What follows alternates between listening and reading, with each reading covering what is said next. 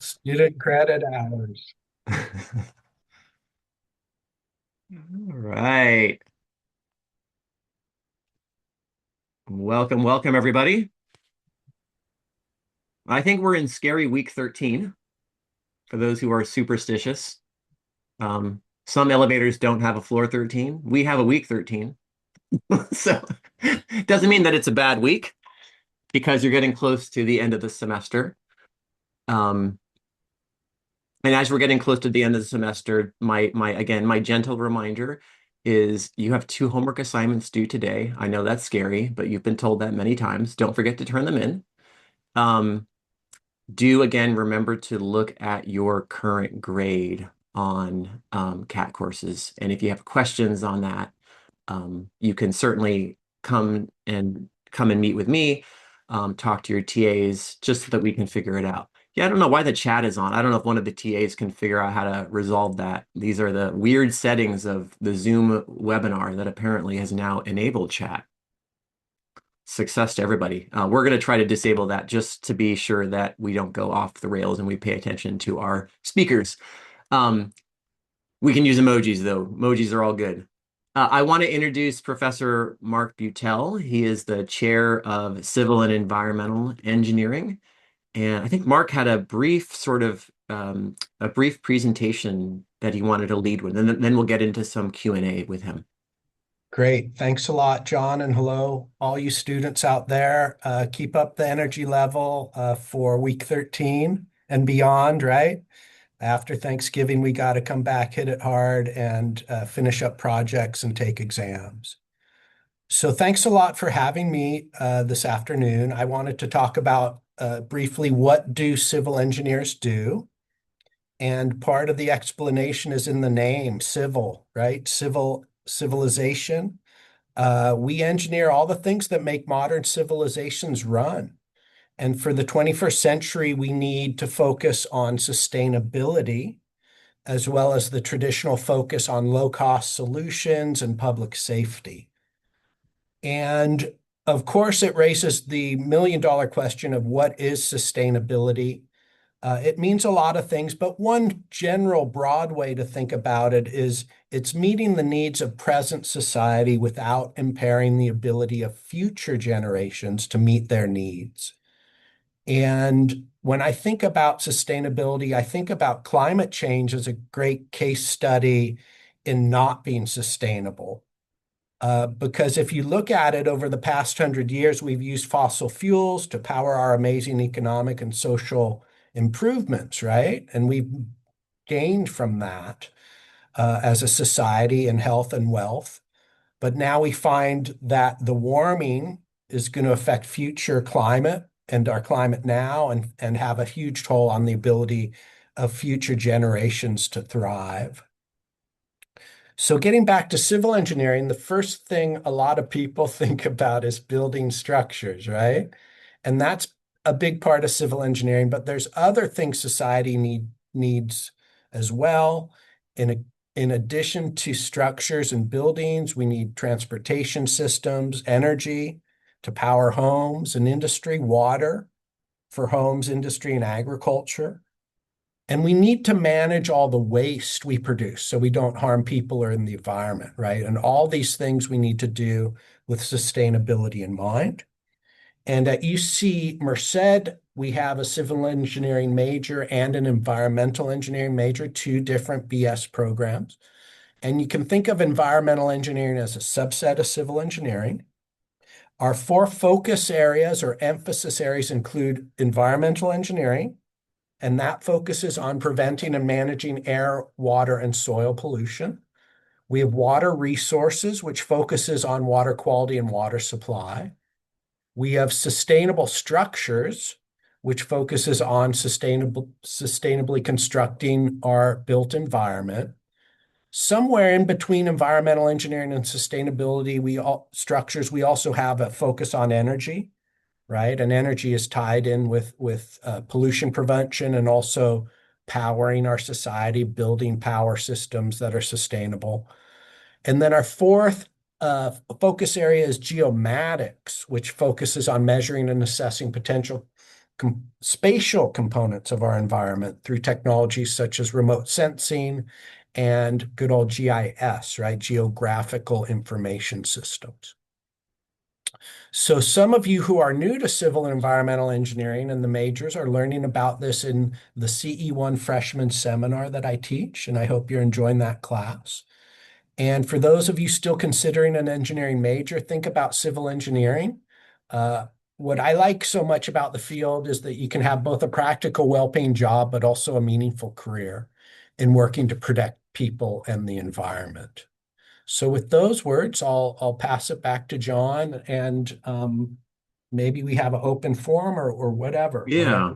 we do next. Yeah, I'll ask a few of our canned questions, but I will encourage students. Yeah, you've got some fans in the Q&A. You've got at least two different people who have say that you're their favorite, so that's great. So Okay, I'll apparently take whatever you're doing is working. it. Um, I will encourage Yeah. people to keep adding to the Q&A. You can keep adding like, yeah, your like appreciations to Professor Butel.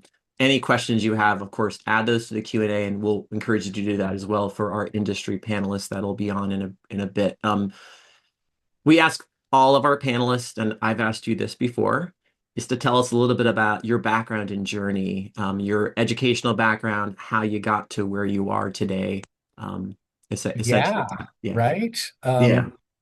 Well, I never ever thought I was going to be a professor. I'll tell you that much, but it's really a job that fits with my skill set and my what motivates me to keep working. So I grew up in Santa Barbara, California, and really loved the environment. A lot of beach time, a lot of hiking in the mountains behind Santa Barbara. I also really enjoyed math. And so those two together is environmental engineering, right? Protecting the environment, but then also using math and science to develop practical approaches to engineering solutions. And so I applied to go to either UCSB or UCLA. Back then, you could only apply to one UC, but if you were engineering, you could apply to two. So much different times. I got into UCLA and thought, wow, let's go to the big city. Had a great run there. And then I worked as a junior engineer at East Bay Municipal Utility District in Oakland and worked on uh, projects where we would reuse treated wastewater for irrigation. And then I just thought, wow, I want to learn more about all this and went back to school. And there's a professional master's program in civil and environmental engineering at UC Berkeley. And so the plan was to go for the 1 year paid master's and, come out and keep trucking on my professional career.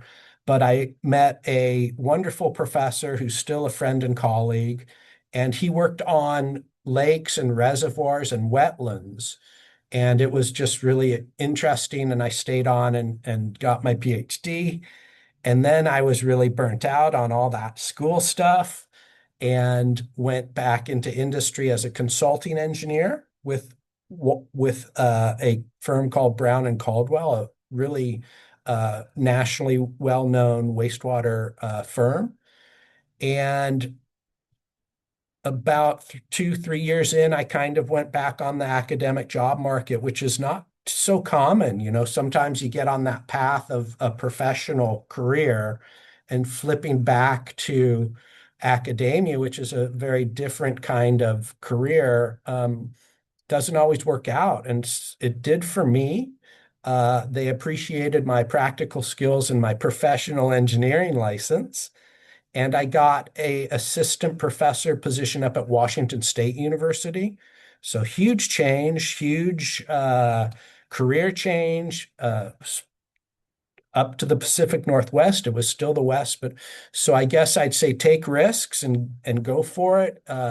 I was there for 10 years and then got the wonderful opportunity to come back to the Golden State, my home state of California, which I love so much. And then the UC system, which I love and respect so much. I mean, I can't believe I'm a UC professor, even if it's our little baby Merced. So just super delighted to have this job. I feel like I can give back a lot, and train you guys up to be good engineers, to think about public safety, to think about making the right decisions, the ethical decisions. Uh, you know, so anyway, that's kind of my journey. I'm now a full professor. I'm chairing the department for one more semester, giving back in those ways, and ultimately just love doing the research out in the field and in the laboratory, and writing up the results, trying to make an impact in the field of pollution control and the use of natural treatment systems like wetlands or water reservoirs to keep water clean for people and the environment. And that's kind of been my journey. And I'm kind of in this nice senior kind of position. It's going well. Don't know when, if I'll retire. Um, I'll be one of those cranky old professors that's just here forever. That's my current plan. I don't think you're cranky. I think that'd be pretty hard to do. But it's a As long as challenge, I right? got my coffee, I kind of can keep it Okay. going. Um, yeah, no, that's great. There was actually a question that popped up in the chat, which is, what was the thing or moment that made you say civil engineering is for me? What drove your passion for civil engineering? Yeah, I can't say, I don't know if there was really that moment. Like I said, I knew I wanted to do engineering and I knew I loved the environment. And Hmm. so I kind of remember being with my dad at his like Mac computer, the little early Mac computer box, and us kind of knowing that like U UCSB didn't have a civil engineering program.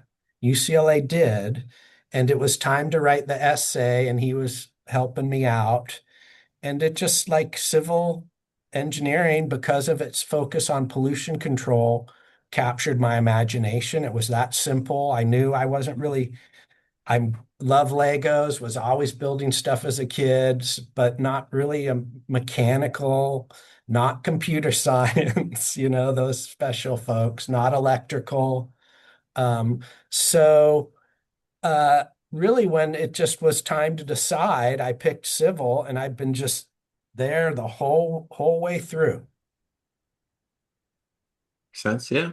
Yeah. This intersection between sort of the environment is a logical choice. The environment and engineering, that's a really logical choice. For sure. And there's always that kind of divergence, or environmental science versus environmental engineering, and they're both great fields, but I'm at heart an engineer, Mhm. and just want to keep it simple, get an answer and move on to the next thing. Mhm. Mhm. Um, and it's been such a pleasure to work with scientists here. Dr. O'Day in life and environmental sciences is a biogeochemist. We've had such a fruitful collaboration, and we just keep tugging at each other of, I want to get stuff done, do an experiment, do a treatment, let's change something and see what happens. And she just does this, is so thoughtful, and makes sure we slow down a little and think about objectives and hypotheses and things along those lines. So but yeah, sorry, we're engineers, we want to kind of keep it simple and get it done, Oh. which is really helpful for the practical side of things, and keeping, so many of our solutions need to be simple to be implemented and to have managers understand them. And I know it's painful for some of the scientists out there, but their work is so important too. And we as engineers try to take what we can from our scientist colleagues, and unfortunately kind of boil it down, and do our best with solving society's challenges. Hmm. Yeah, really for scaling these sort of solutions that we need, right? I think that's a really interesting way of putting this difference between sort of the interplay between science and engineering. It's a really nice way of putting it there. Um, and there's a question a little bit about your research. So Mhm. you talked about doing research in water quality. How much of that is, I think, field research, lab Mhm. research? What does that all entail? Yeah, I mean, I can give an example. I do a lot of work on drinking water reservoirs for water utilities in California. So, as you may know, we collect and harvest a lot of our water as snow melt in the Sierra Nevada, and we capture them in large reservoirs. So, those are lakes, but there's a dam, so they're open to the environment. And so, there's a chance for those reservoirs to get pollution, nitrogen, phosphorus, nutrients, especially if there's agricultural activities in the watershed. And those nutrients grow algae, plants that float in the water, and the algae die at some point and sink into the bottom of the reservoir. And those algae are now food, organic matter for bacteria that respire like we do, eat food, right? And oxygen in and CO2 out. And what happens if you have a lot of this algae or food sinking to the bottom, of the bacteria actually strip all the oxygen out of the bottom of the water. And it's called anoxia, or if you want to market it or brand it better, dead zone, right? Dead zone. Fish can't survive, biota can't survive. But on the water quality side, the bottom starts accumulating these compounds that are very problematic, including ammonia, phosphate, iron, manganese. They grow more algae, which is a feedback you don't want, and they complicate the potable water treatment. So in the field, what we've done as engineers is developed a system to add air back. And we don't use air, we use pure oxygen gas because it's a lot, it's 5 times more oxygen. So so I help utilities assess these type of problems and possibly do a field project. But before we do that, we do tests in the lab. So Mhm. commonly I'm bringing back to my lab a little piece of the sediment and the water in a chamber about 2 liters big. And we can look at different things like how much oxygen demand is in the sediments, because that's going to dictate how big your oxygenation system is. We can look at how much nutrients or pollutants come out of the sediments under different conditions. And commonly, what we do is we do one set with air, right, and oxygen present, another set without oxygen. And we can tell the utility managers, look at when we switch from one to another, how clear Mhm. all these compounds start coming out. And we can do side experiments, amendments, other things. We're looking at activated carbon or biochar to suppress mercury cycling, which gets into fish. So that's kind of an interplay of it's a big problem out there in the real world, and we're monitoring the water quality out there. But then we complement that with small scale microcosm experiments to gain more understanding about what we can do to fix the problem if our field study shows there's a problem in the first place.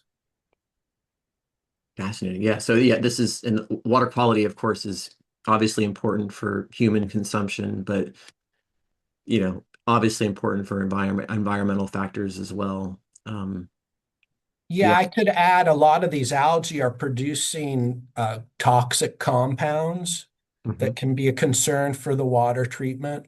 They also cause taste and odor compounds. These compounds aren't hazardous, but they give the water an odor or a taste at very, very low concentrations. And now you've got the consumers calling up the board saying, my water tastes bad.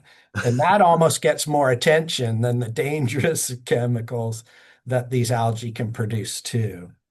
Good point. Yeah. Um, Take another question here. And the question that I see here is, what is the greatest lesson you've learned in pursuing an engineering career? These are big questions. I don't know. Yeah, yeah. I think I've always found working a bit of a challenge, not from the standpoint of I'm lazy, I don't want to work, But from the standpoint of like, am I enjoying what I'm doing right now? It's like, what? My coworkers are kind of weird. My boss is a weenie, it's just like, ah.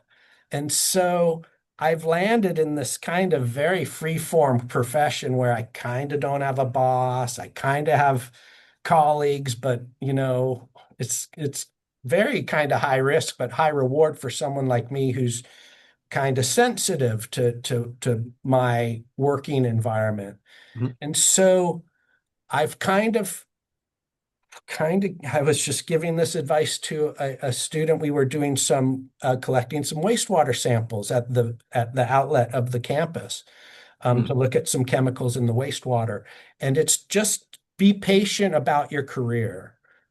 If you're in a rut or your first job is kind of not super fulfilling, just take your time, catch your breath.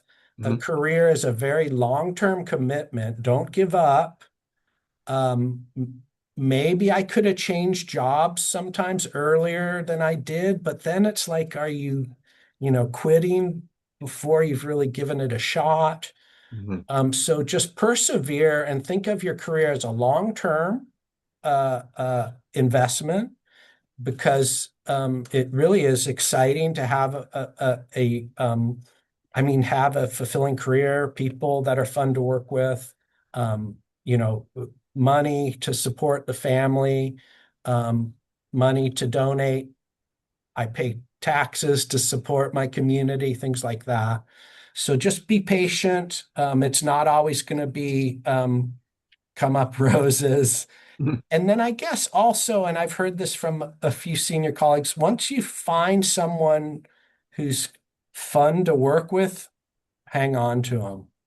Mhm. Um, it's somehow less common than you might think. I know I've had colleagues out there. It's a no-brainer to collaborate with this other person. I came down from Washington to UC Merced. There was a colleague up in Stockton, no brainer. And I don't know, it just never got going.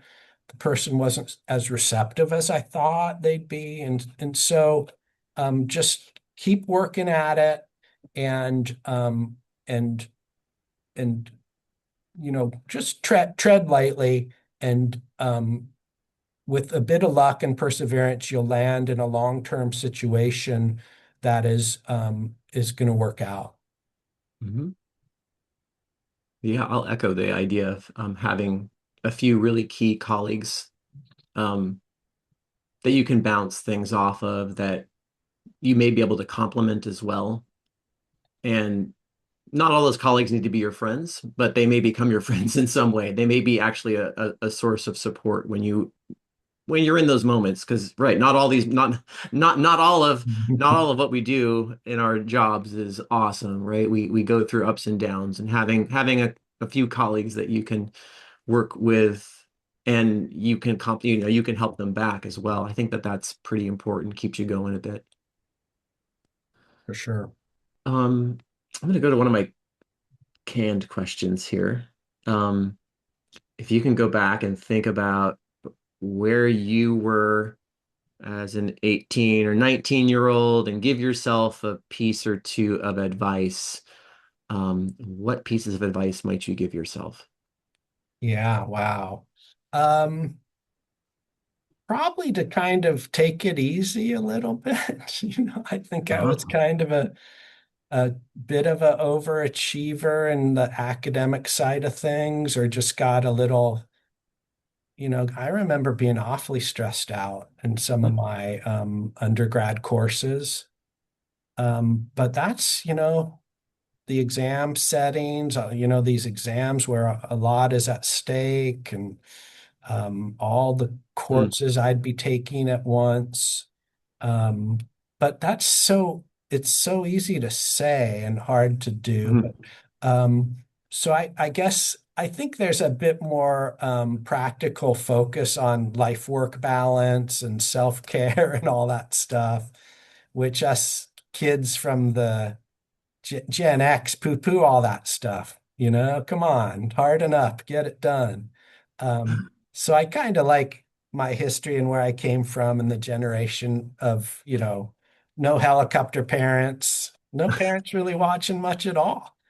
And so a lot of independence and a lot of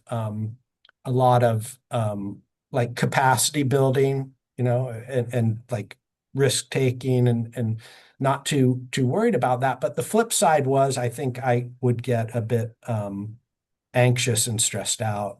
Mhm. Um, those two kind of go together, anxiety and stress are Mhm. also motivators Mhm. to produce and be productive and things.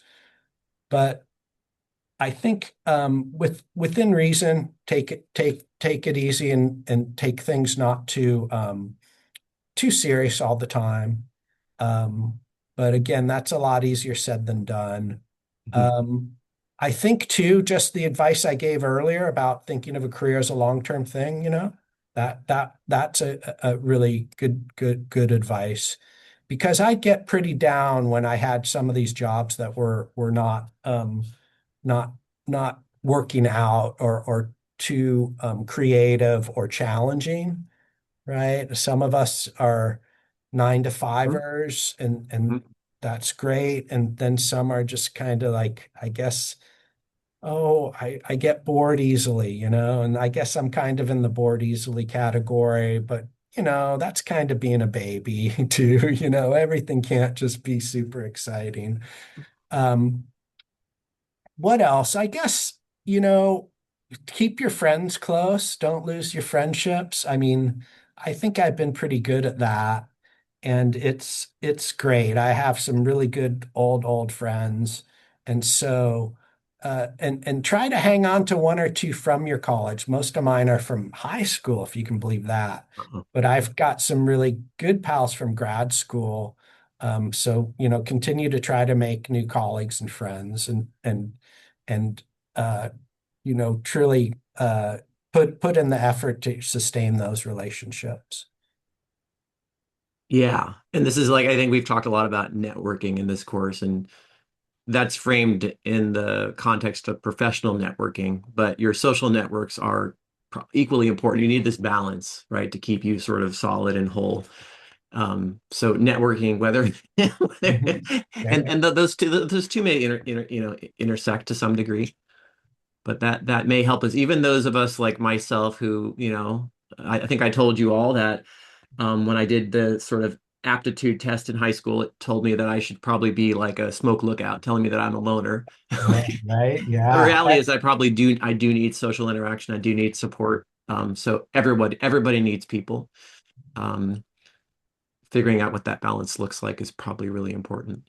Yeah. Extrovert or introvert, right? Right, right, for I sure. always think I'm an introvert and then I get in scenarios like this and maybe I'm not. No, it was great. Well, thanks, Mark, for spending some time with us today, telling us a little bit about civil and environment engineering. Yeah. Like I said, you're very popular. Lots of people in the chat talking about you as their favorite professor. So Well, doing stuff thank right. you, John, for doing this big class and all No the worries. presenters, TAs, and others facilitating this. And I mean, I'll just do a shout out engineering. Any engineering is awesome. Any engineering topic is going to be just, it's here. It's right here for all of you. Just take it, work it, get an engineering bachelor's degree, and your future is like bright, really bright. So please hang in there. And for some of you where it just doesn't work out, you're going to have a good future too. Humanities, awesome. Science, awesome. Any bachelor's degree, awesome, right? But of course, we're here pitching engineering. And Mhm. so good luck to everyone. Great. Yeah. Thank you. Emoji round of applause, everybody. Okay. Emoji storm. And happy Thanksgiving soon enough, right? That's right. Yeah. Thanks for joining us. Okay. Take care, everybody. Bye. Thank you. Bye. Bye bye. Okay. Excellent. I think we got maybe a minute or two. And I think we have a few folks already joining us for the industry panel. Again, I'll just remind you all that the two assignments that are due end of the day today. You have an assignment 7 that I think was following the lecture we had last time, and then that dubious assignment 8 that we've been talking about since day 1 is due today. And again, if you for some reason can't do assignment 8, guess what? It's probably okay, right? Because we're giving you a bonus 10 points in the course. So do look at your grades, um, and hopefully you'll be able to figure that out. Um, okay. Let me see. We can we can bring on Thomas and Vimal if you both are there. Hey Hi, Thomas, good afternoon. good afternoon. Thanks for joining us. Um, okay, here we go. Got I have Vimal and Eric, and I know we had one more person. Afternoon. Good afternoon. Thanks for joining us in our panel discussion. Um, one more person I think will join. They might join in a bit, but we can probably get started with some real basic intros. And I know maybe one or two of you have done this in the past, and so for those who haven't, we're basically just going to go around round robin. And the first question that I'll ask is for you to introduce yourself, tell us your name, tell us where you work and what you do, and then maybe give us a really short version of how you got to where you are in terms of your academic background, any prior jobs. And part of this is for us to sort of understand the different paths that engineers take. Not everybody goes through a straight path, right? Directly to their current position. A lot of us go through, take a more, more interesting path, right? And so that just sort of laying that background, I think, is important. And so maybe we can start. Thomas, we want to, are you good to start us off? Sure, or Ramel, if you want to start first, I'm happy either way. Yeah, but take it. I'll go after you. Okay, great.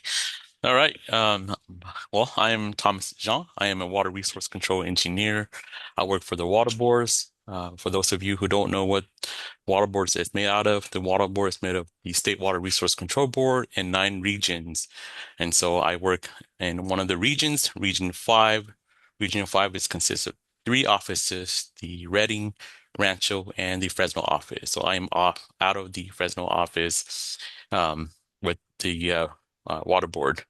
Um, just following the questions that you have there, uh, John, some of the questions, just really quickly. I grew up here in Merced. I am a Bobcat, so nice to see a lot of you all on here. Although I don't recall having something like this back then when I started, but I'm glad that it's moving forward and it's giving, the chance for students like you all to see, professionals out there in the field of engineering. Um, with that being said, you know, um, just a current journey of mine. I am a firstborn generation here in the U.S. Went to a 4-year college. Parents didn't have much background in engineering, but I did grow up with just agricultural settings and strawberry farms growing up, and remembering that. And I grew up liking math and and engineering and science and whatnot. So I grew up liking STEM. So somehow, some way, maybe an elementary teacher talked me into engineering. Just somehow made it. But I think part of it too is just growing up knowing that I love problem solving, just seeing something, already have 5 or 10 things step ahead, or just thinking about ways to just solve that problems. And led me into my education uh, at UC Merced. And I can talk about the career path if we get questions into that. But what I do here currently at the Regional Water Board is I am a water resource control engineer in the stormwater unit.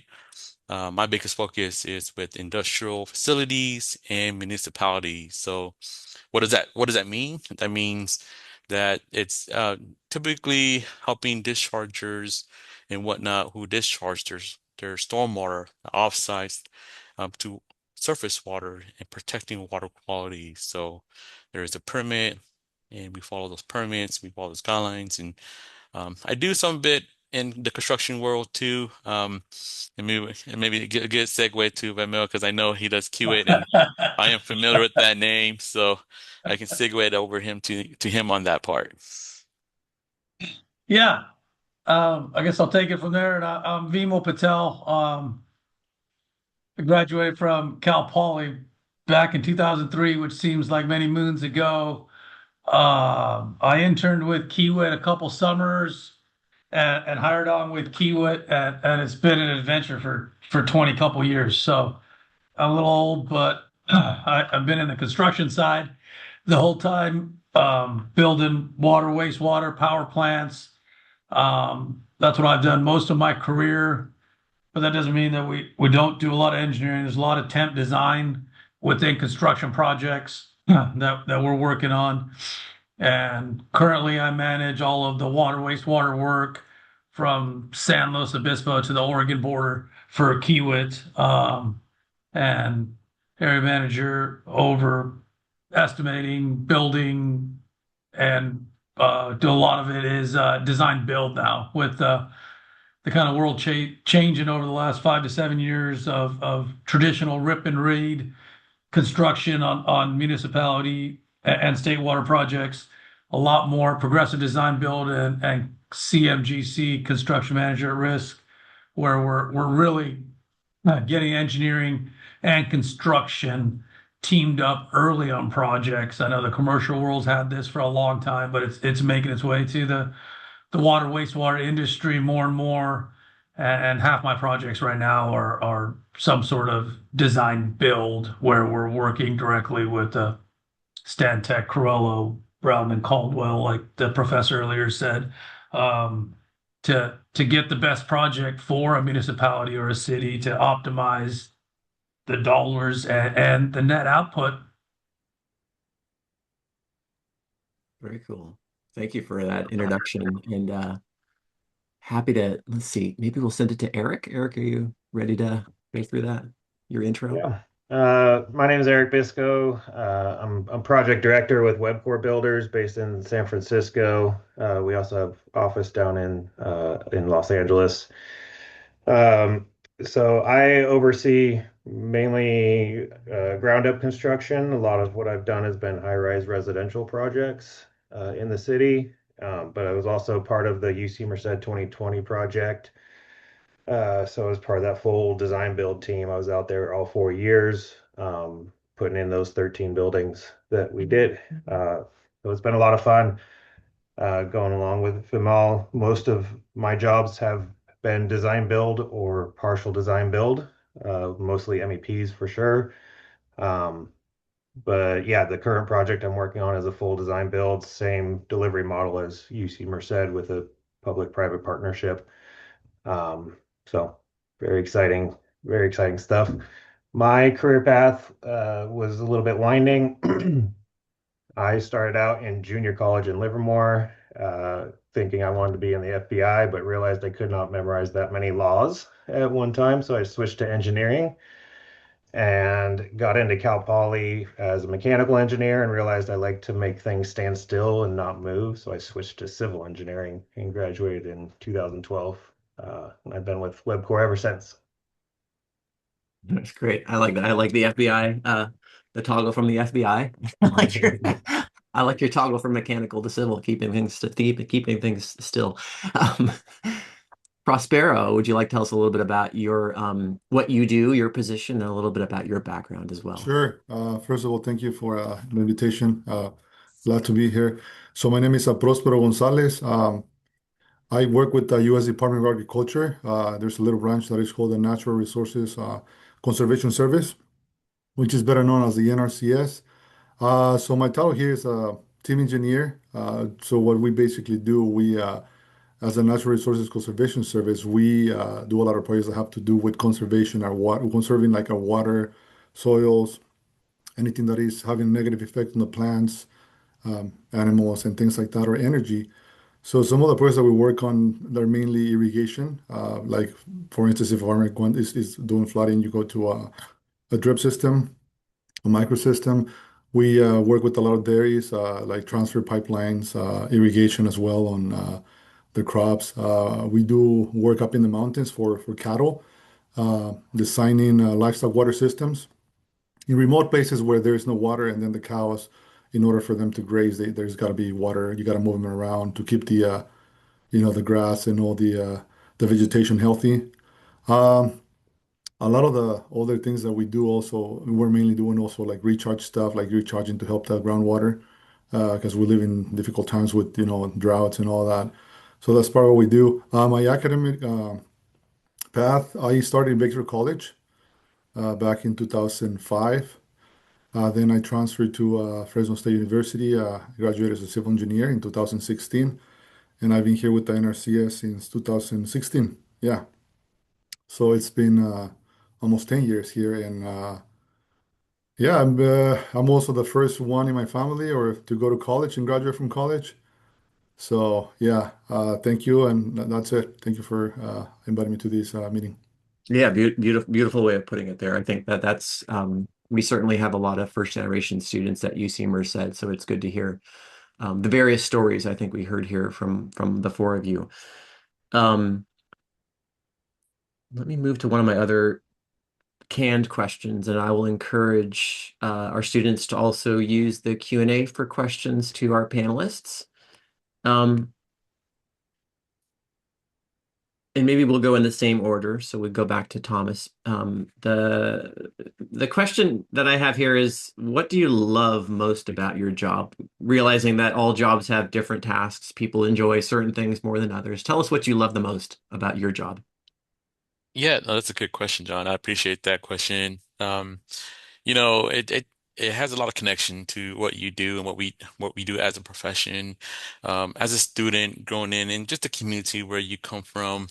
I think what I love best about my job is that if I can give away, or if not build a legacy or anything, that I'm giving it back to where I came from. In this sense, um, I'm in the community that I'm from, and that if I can support the community that I am, that each day I know that I'm doing something great out there. I know there's a lot of problems and challenges out there. Sometimes there's going to be where you're going to have a lot of back and forth with some of these chargers, and but to understand that we're all working on a certain goal, a specific goal, and that goal is to protect what we have in front of us. And it's not just for us, but knowing that it's for our kids, for our next generation. And some of you will see that as you go into your professional career, that what you do is not necessarily just, the big piece, but the little pieces that put all together definitely help, the next generation.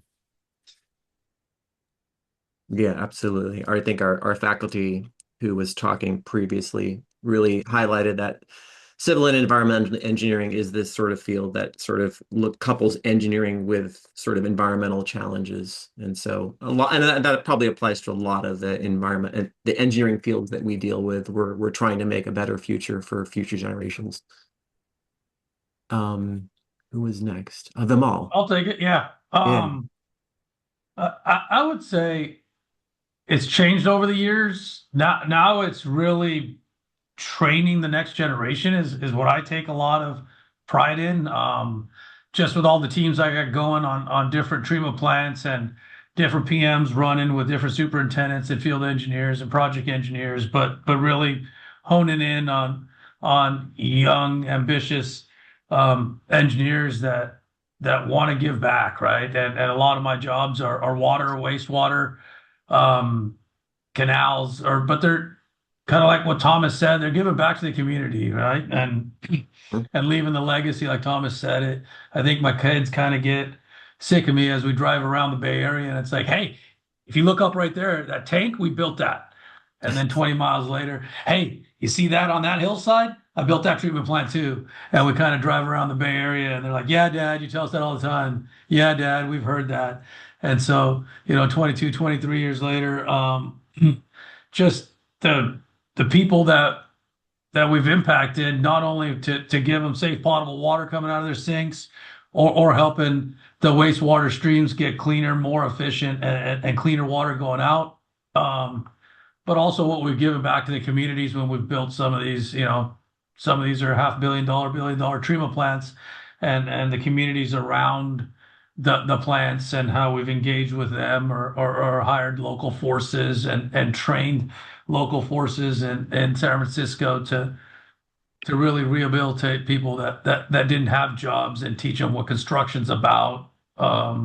So truly giving back to the communities that we work in is truly what I think is rewarding, and watching a lot of young people like you guys that when you graduate in a year, 2 years, 3 years, I guess probably 3 or 4 now, but taking on the challenge and learning what construction engineering is and loving it and living it. So Appreciate that. Eric, you have Yeah. any good answers here? Yeah, I mean, our job is super rewarding. They've already mentioned how much this gives back to the community. I think Mhm. 2020 project at Merced is a very good example of that, not because you can walk on campus and see the change and how many more students are there, but when you drive around town, if you go back on Google Earth 10 years ago to before we started that job, there's nothing down Yosemite Boulevard, right? And now Mm. there's shopping centers, there's more residential, and so there's more ways to drive around the city. It was impossible and took forever to get to Merced off of the freeway. Um, so I think the things we do are small compared to how they impact the community, and I think that's super rewarding. Mhm. But in terms of job specific, I love being on a job site and having every day be a different challenge and a different problem that I have to solve and one that I haven't done before. And I can go in the morning with 5 tasks, 10 tasks that I want to get done, and I could walk out of there having done none of them, but they were fire drills and things that came up, and it was super exciting, and it made for an interesting day. It wasn't coming in and doing the same thing over and over and over again. It's always Mhm. different every single day. So it makes it Mhm. exciting and fun. That's true. The challenge of things that come up each day. And yes, we definitely appreciate all the infrastructure that exists now on campus and also sort of the greater Merced area too. That's yeah, you're right. Folks do go back and look at Google Maps 10 years ago and there's substantial change, right? This is an area that actually is growing quite a bit, for sure. Prospero. Yes. So one of the things that I love my job is like I mentioned before, one of the things that we do is try to conserve the natural resources. Um, I believe that, land is great. It gives us what we eat, If we take care of it, and if we take care of it, it'll give us back. It will keep giving us, keep feeding us. So a lot of things that we do is pretty much helping out the land, the soils to be more productive, putting cover crops, doing irrigation, conserving your water, using less energy by putting more efficient pumps, doing BFDs, which is like slowing down pumps so that you don't use more energy than you should. Mhm. Uh, Trying to make the water last more per se, rather than wasting it through flooding. I mean, a lot of the things that we do, I feel like we were making a difference, and we are helping out people in the future. I mean, we need to work on our resources now so that people in the future can also take advantage of it. And what I really like about my job is that I love the things that we do. And I was told once that when you find a job that you love, you never have to work in your life. And I think that I'm on that stage where I wake up every day and I'm happy to come to work. Obviously, there's stressful times where, you got a ton of things to do and you show up to the office and it's like, man, I have my list of 20 things that I got to do. And then you get calls, you get this, you get sidetracked, and then you only finish two or three out of the 20. But I mean, if it's something you enjoy, it's not, you make it enjoyable. Mhm. So I like, I wake up in the morning, I go happy to work, and whatever happens at work stays at work, whatever happens at home stays at home. So I just love my job. I just love it because I feel like I make a big difference. And yeah, I mean, it's just like everyone else. You gotta love what you do, right? So you gotta make sure what you're studying, you gotta love it, because I mean you're gonna do it for a long time. And I think I just chose the right career. That's right. And this we've talked in this class, we've talked a little bit about these like Venn diagrams of like students are in their first or second year, sort of figuring out like things that you're good at, things that you can, things where you know you're making a difference in the world and what makes you money. And so if you can find the happy space for you, what you mentioned there, Prospero, like you enjoy going to job. It doesn't feel like work. It's you're happy doing it. Like finding that sort of situation is really key. Not everybody can find that, but if you can at least find parts of your job that you find rewarding, that's great. That's a good start. And I think I got that from each of the four of you. And Prospero, we had a question. I see it was answered in the chat, and this may go for others as well. So the question was, does NRCS table around campus or, provide opportunities for students to, think about a career in NRCS? And others certainly feel free to answer this. But what might students do to, yeah, at least learn a little bit more about what either your company or your agency does? So yeah, typically we because of all the government shutdown for an instance, we were not offering internships, but I'm hoping that within the next, couple months or so, they put out some internships. We usually have interns coming up, every summer, and then we offer what they call pathways, which is couple years before you graduate, you go to the summer, you're supposed to do, I think, 124 hours. And then after that, if you decide to work with NRCS, you have a job offer. And also, I mean, what I did when I volunteered for the NRCS, this was in 2014. Mhm. I worked in the office for like 4 months, Tuesdays and Thursdays for like four hours. And I really loved it. And that's how everything started. And so, I mean, even if there's no internship available, I mean, you can always be a Earth Team volunteer where you come to the office, you shadow whether you're a soil scientist, a plant scientist, an engineer, uh, agronomist, there's always opportunities. You just contact us through email, and then you find, you can go out with us to the field and we can show you what we do. But yeah, definitely, there's usually there's hiring. I mean, again, I work for the government, and right now it's tough times, but there's usually opportunities. Yeah, volunteering and all that. So yes. Great. Thanks for fielding that. Any others have perspectives on this particular type of question? How do you get your foot in the door?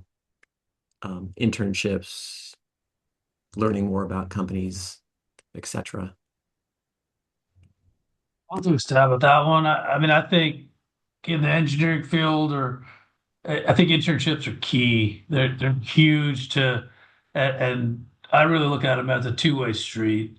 Um, Coming out of civil engineering or environmental engineering, a lot of options, whether you want to do design or construction or what you want to do. But if you could truly intern, um, and figure out what you want to do, and maybe you're lucky like Prospero or myself that you intern and you work part-time and you find your passion and you stick to it, or maybe it's the best that you spend a summer and it's like I don't want to I can't see myself doing that for 30 years, so let's switch and do something different. It's a great opportunity to intern. I know we come on campus, and I'll put the Kiwa plug in right now. We come on campus to have career days and info sessions. So we take 15 to 20 interns in Northern California, another 15 to 20 in Southern California every year. So definitely reach out if you want construction opportunities. Mhm. But I think it's a great way to spend a summer to really learn. And a lot of companies now, and I know Eric and Webcore, they do too, but that interns don't just wash cars and get coffee. They're doing what our field engineers are doing, and they're out either estimating or on a project, and you get a summer to learn what you could be doing for the next 25 to 30 years. So it's a good test. Perfect. Yeah, good test. Exactly. Learning what you like, what you don't like. Love that. Yeah, I did two design internships and one construction internship, and it was an immediate difference on that third internship with construction. I was just like, yes, this is where I belong, and design was definitely not it. So, especially in the engineering discipline, when we can go two different pathways between design and construction, I think it's even more critical. But yeah, internships, you are in our entry level position essentially, and we're teaching you how to do that job, and you are hands-on in construction. You're in the field half the time seeing how to get things built, and you're in the office half the time understanding how we plan to get things built, and merging those two thoughts behind. And we interact with design teams a lot, and we try to influence and help um, change design so it's more constructible and efficient for clients. So we're touching all aspects of this discipline. Hmm. Yeah, if I can add on to that too, the water boards, this, so we do have where scientific aids can come in, and kind of like how USDA is doing too, is you get in and you kind of work so many hours and doing the actual work as Vamel was saying too. Unfortunately for me, I didn't get the opportunity to do internship. I took a back route, quote unquote back route. So, I wanted a job out of, engineering out of college, and I didn't land into that. Got into quality insurance, we're manufacturing water, and then get into compliance, and then from compliance into a consultant. So at least what I can give out is that it doesn't necessarily have to be the internal way. You can do it a longer way, but then going through that pathway gains you a lot of experience. Being able to talk to people, being able to understand how things are made, which helps you with your organization skills, and then going into understanding the compliance side of things and why we do things. We do things certainly because maybe it's a legal thing, or maybe it's to produce something. So for me, that is that as long as you're in that direction, it's easier to connect the dot when you look back. But if you're moving pathway forward and opportunity's not there, it doesn't mean you're out of the game yet. You're still in there. So for those of you, even though you don't have an intern yet just now, and it's hard because it's challenging yourself to find an internship, Hmm. just know that you're not out there yet. You're still in there. You're still in the game. Hmm.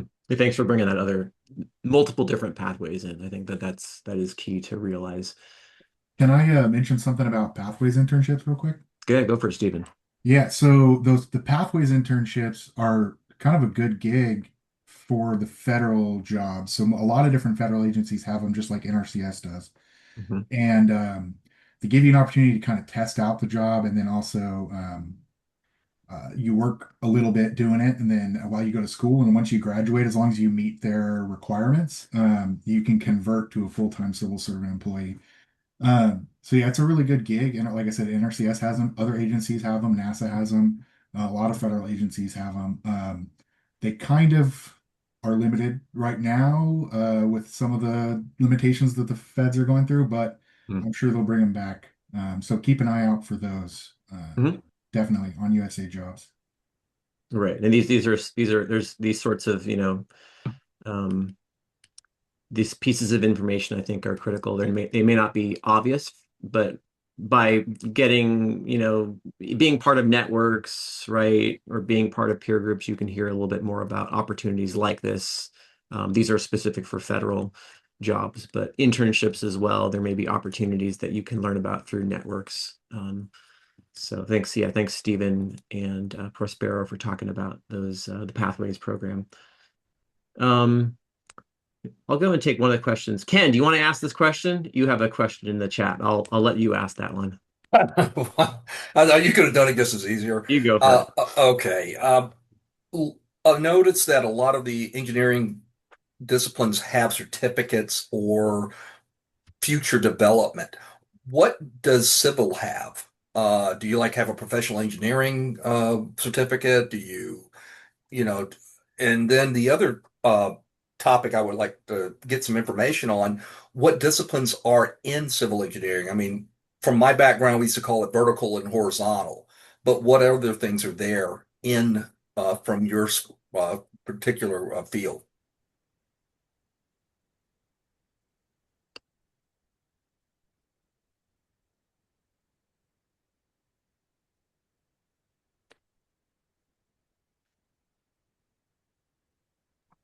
Stumped us. Well, say I've got my civil license myself, so I'm licensed PE. I've also gone through lead AP for construction, leads in environmental. Okay. So those are the two.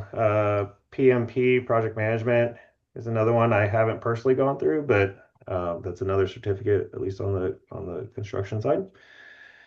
And DBIA is another one for DBIA, yep. design build. Yeah, the PE, you can get civil, you can get structural, you can get general engineering. I took Um, mine in construction engineering.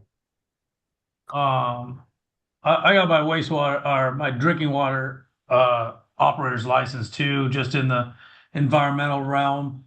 As a state operator, you can get a drinking water or a wastewater or a transmission license. And then they got variations of those T1, 2, 3, 4, and 5. And with a college degree, you can get up to a 2. With a little bit of experience, you can get a T3 that can be run in small agencies. And then for a 4 and 5, you need more experience. But those are also fields that are very lucrative and rewarding in the drinking water and wastewater.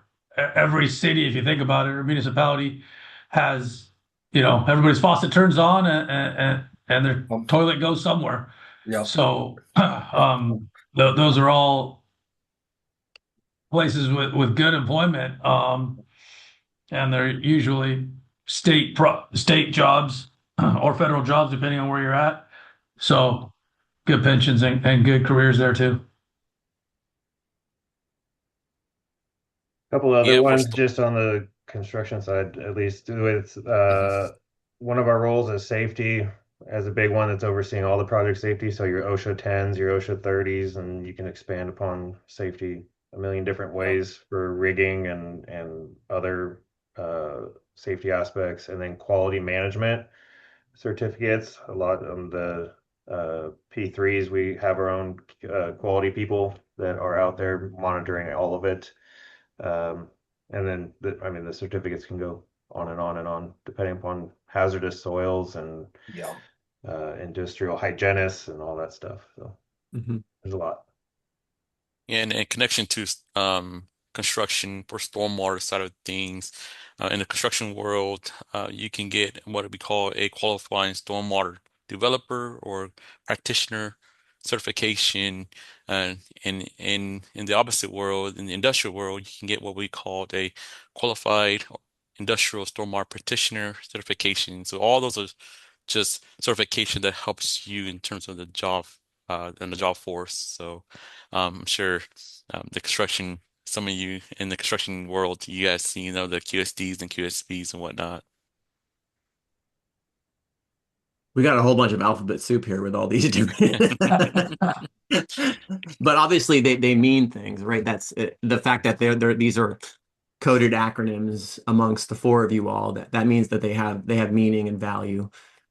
So these are things that may be valuable. Are these valuable in terms of, like Thomas, like you said, maybe get like making yourself stand out from others in terms of jobs? Absolutely, absolutely. I mean, if you have a qualifying Stormwater developer certification or practitioners, I mean, you're the person. Um, Mostly those are PEs, but you can be a training on record. Um, you know, with those certification that helps you develop these sites, construction sites, and going out there doing your observation, making sure that you are in compliance with what the regulations are. Mhm.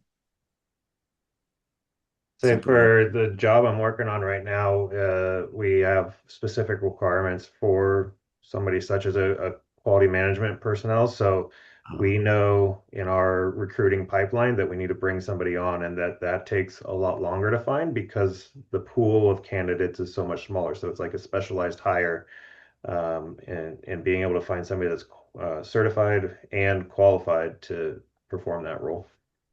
Okay. Yeah, so that's like a requirement for taking on this work that you are all doing. You need to have somebody with a license. Okay. Yep. Cool. Yeah, that's good to know. Um, okay, let me go back to one of my other canned questions. Um, yeah. Well, we'll try this one out. What experiences, if any, did you have in college that helped you get your first job? I don't know if I can answer that one, so if you can't, I understand.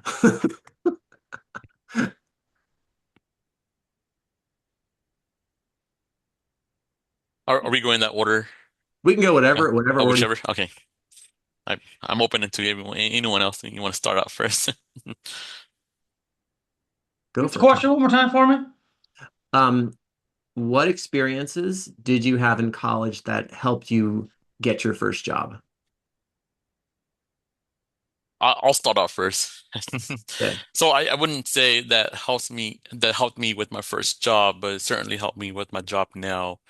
Hmm. Unfortunately, going into college, I'm required to, support myself and have a job. So I worked at a restaurant as a busser, and then Hmm. as a busser to a food preparer, and then ultimately into a server or a waiter.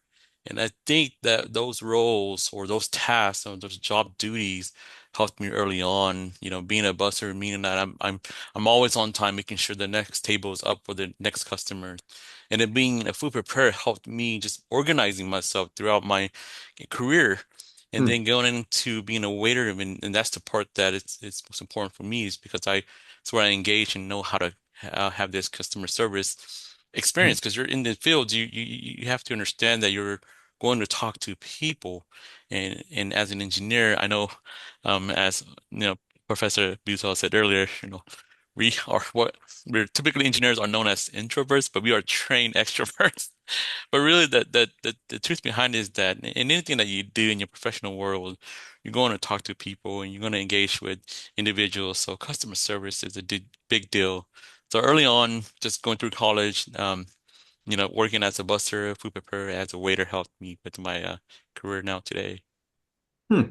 I like that perspective. And I think we actually talked to, I think, a panelist a couple of weeks ago, and one of the things that she got from having a conversation with somebody she was interviewing was that they were a waiter and that they had curated this set of personal skills that, we might not think of as being important, but they actually are. So the additional skills that you mentioned there are pretty cool to think about.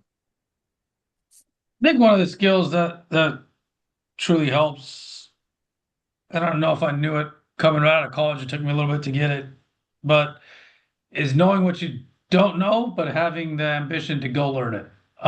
You can come out of college as a civil engineer, and it doesn't mean you can design a wall or design a bridge or design something, but it means that you learn how to learn, or you learn the fundamentals, or you got a foundation that you can build off of now. So I would take it as that, and really utilize the wealth of knowledge wherever you go to work, that you will have a boss, or there will be a mentor, or a senior person somewhere, that you can rely on, and whether it's at an engineering firm, or at a construction company, and a foreman who's done this for the last 20 years, who teaches you how pipe goes together. So always, still today, I'm learning new things every day, and be open to understanding that the world evolves, and there's always good ideas. So soak it in, and be ready to learn something new. And when you do, share it with the next generation so Mhm. they're not struggling through it also. I'd say the thing we notice the most as a recruiting team is when a resume is fairly empty, right? And so the one thing that really helps identify candidates that can balance different things and organize their schedule and their calendars and manage their tasks for what's more critical than another is seeing that you're not just going to school to get the degree to go get the job, but you're also participating in clubs, or you're doing an activity, or you're giving back to the community in some way or shape or another. Um, we talk a lot with CESA on campus, and those groups like CESA or SCE, those groups create a network that help you in your future career as well. And they're bringing experiences from their internships and things that they've done. So you're learning from each other. And just participate. Just Mhm. go out there and put yourself out there. Like Thomas said, we most likely are introverts, and that's where you start learning that extroverted trait. And it's Mhm. not easy to do, but it takes a lot of effort. But you got to put yourself out there to get it. Mhm. Great message, Eric.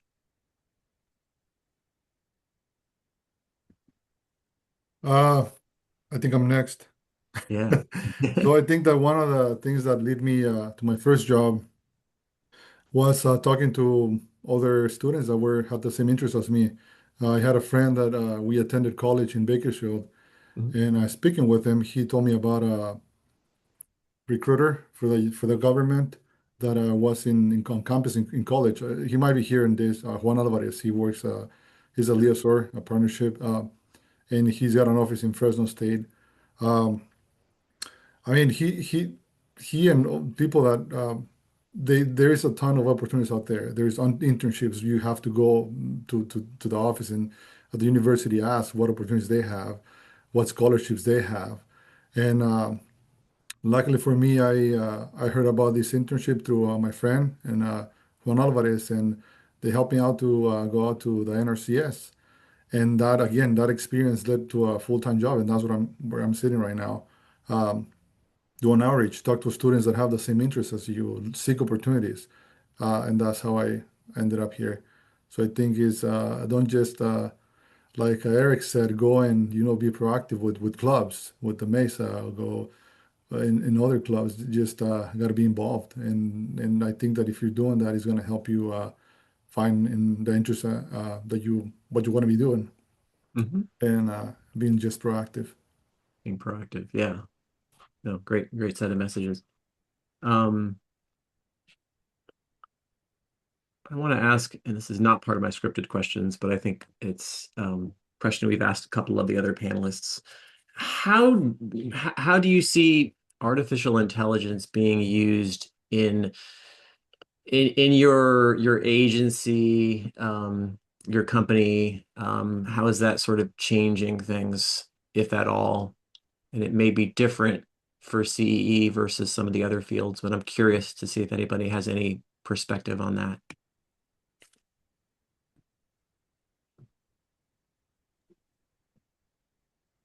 Happy to go in Eric, you any. want to take it or you want I me to was like, start? we went off at the same time. You can go for it. I think it's a huge game changer. Uh, I think it's gonna revolutionize engineering and construction both at the same time. I mean, just the optimization you can get from AI in its, I'll call it its infancy right now, to what we probably will have by the time that the students today's call will have at their fingertips when they graduate. I mean, from job site cameras that have safety baked into the back end intelligence, so you can see and prevent safety hazards before they happen, mhm, to the scanning and LiDAR capabilities that you could check quality control of whether it be rebar in a pour or on a wall, and get full data, mhm, not VML or someone doing an inspection and making sure all the bars in there, but a full scan to do that. On the engineering side, um, I was with some of the engineering managers out of our Denver office, and the theory is right now it could reduce billable engineering hours by 20 to 27% in the next 3 years, just because AI can do computations and calculations and things that would take a person to do hours at end in minutes. So I think AI used well can definitely optimize construction and engineering. So mhm, it's coming. mhm. I'm sure the accuracy that you have is pretty good though. But I could see it being like a good sort of general check for other people, right? I mean, one thing we've used it for is we've put cameras on the crane so we get a top-down view and just seeing where people are going to get material to go install material, and you just see how inefficiently we're stocking buildings to get Mm, what we need done. And so we've been able to optimize what our people in the field are doing so we can build a little faster. But I think, and Vimol probably feels the same way, construction is very archaic and very slow and resistant to adopt technology. And so while OpenAI and ChatGPT is like forefront of technology, we're probably 5, 10 years behind that on the construction industry because we are stuck in our ways. Mm-hmm. Yeah, like even all our heavy iron has backup cameras on it, and they, 4 to 5 years ago, as technology where Vest had RFIDs um, to make sure there were people. Now the cameras on all our loaders, cranes, tractors, scrapers, they have AI built into them that it'll recognize, and it's good enough that it can recognize the difference between a coyote and a child. So Yeah, there's some positive things I can see from all these technologies for sure. Yeah, I just, at least for us, we're definitely utilizing AI to help us, especially, with some of our programs.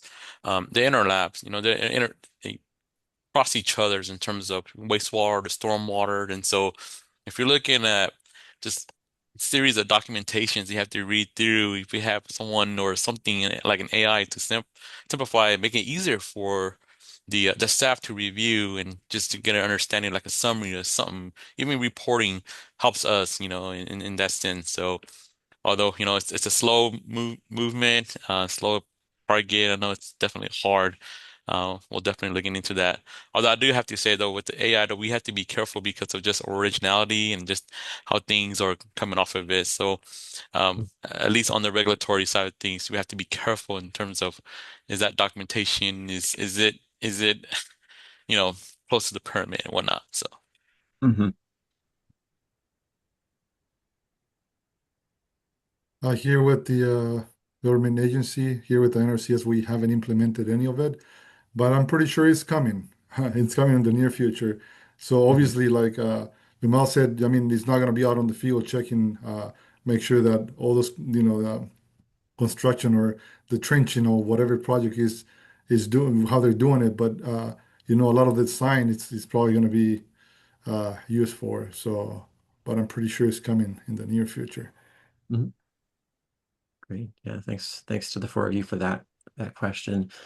We'll go with one final question, and this is basically asks yourself to put yourself back in your own shoes when you were 18 or 19 years old and give yourself a piece or two of advice that you wish you would have had back then for your career or your life. You can take it any way you want to. What advice might you give yourself? Go maybe Thomas. We'll go the same, our same Sure. order. Great, no, great question, John. I appreciate.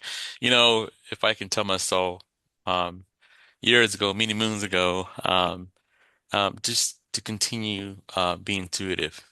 Um, I think that if you guys can hear me out, you students out there, I was once in your shoes, same campus, same field, walking up that road up there to the Collegian Library and just thinking to myself, am I gonna make it out of there?